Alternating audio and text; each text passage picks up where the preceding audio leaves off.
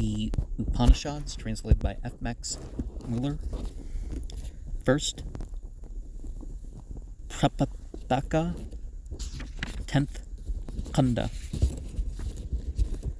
When the Kurus had been destroyed by hail stones,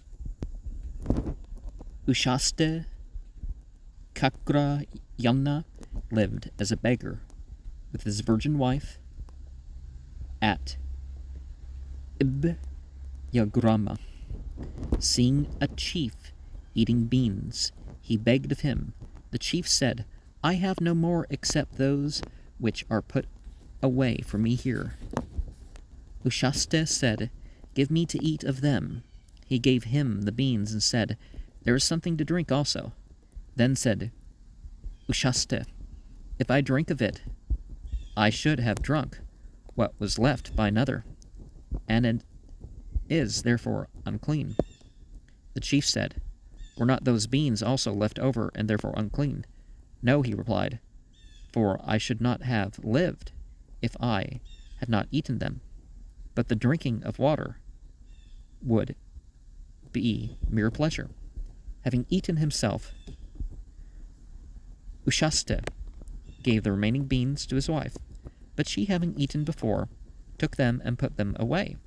Rising the next morning, Ushaste said to her, "Alas, if we could only get some food, we might gain a little wealth. The king here is going to offer sacrifice. He should choose me for all the priestly offices."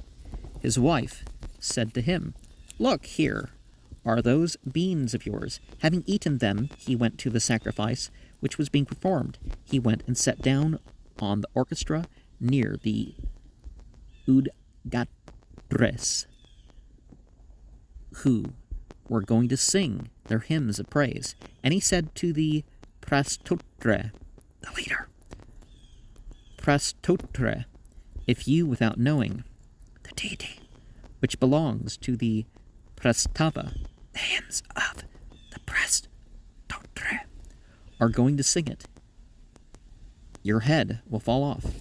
In the same manner he addressed the Udgatre.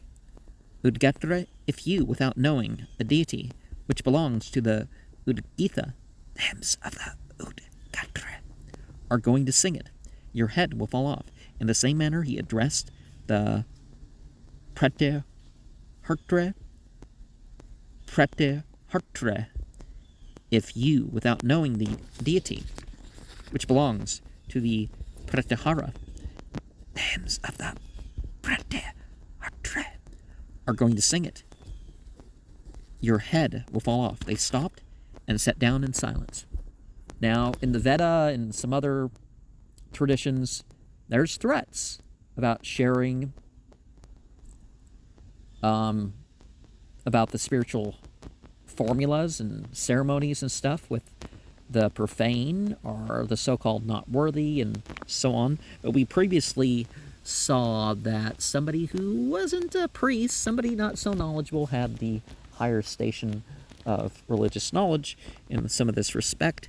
Now, psychological and spiritual threats perhaps are now the better approach, but come on.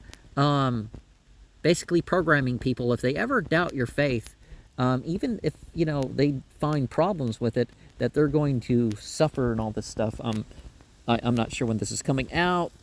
I guess it's coming out in September. I've encountered groups like that program people, and it really messes up people sometimes when they leave. And even if you don't really believe their leadership and stuff like this, it can have an effect. When they had been killed either by stone weapons or by a shower of stone which produced a famine in the land, and there's always these stories about wicked nations that have perished. Atiki is not the name of the wife of Ushaste, nor does it mean strong enough to travel. Sankara explains it as Anu Pagata Payo Dara Dis Triv Yangana and Anan Daguerre adds that Sva irasa mkara pe na viabikaras ankate darsigitum etiquette vis esh annam. She was so young that she was allowed to run about freely without exciting any suspicion. Another commentator says, Grehad bahir gantu marha anu pagata payodara, or according to commentator, water I can get whenever I like. And one of the things that we should probably look here, is that in a lot of societies, they married before they consummated it. So if somebody was pre-adolescent, running around unsupervised, it wasn't quite the same thing as older.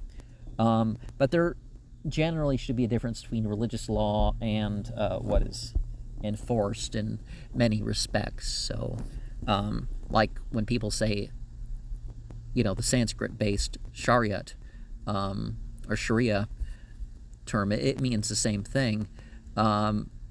Let's not fool ourselves that the law as a whole was something that the state enforced or was allowed to enforce, hence being a middle path. But anyways, the commentators at great pains to show that a priest may officiate without knowing the secret meanings here assigned to secret parts of the sacrifice, and without running any risk of punishment.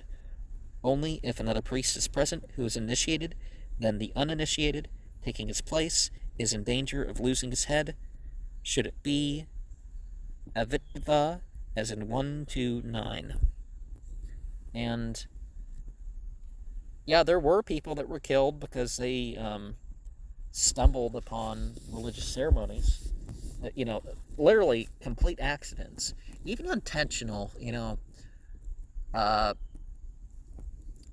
got to be a lesser punishment for even intentionally crashing the ritual party, right?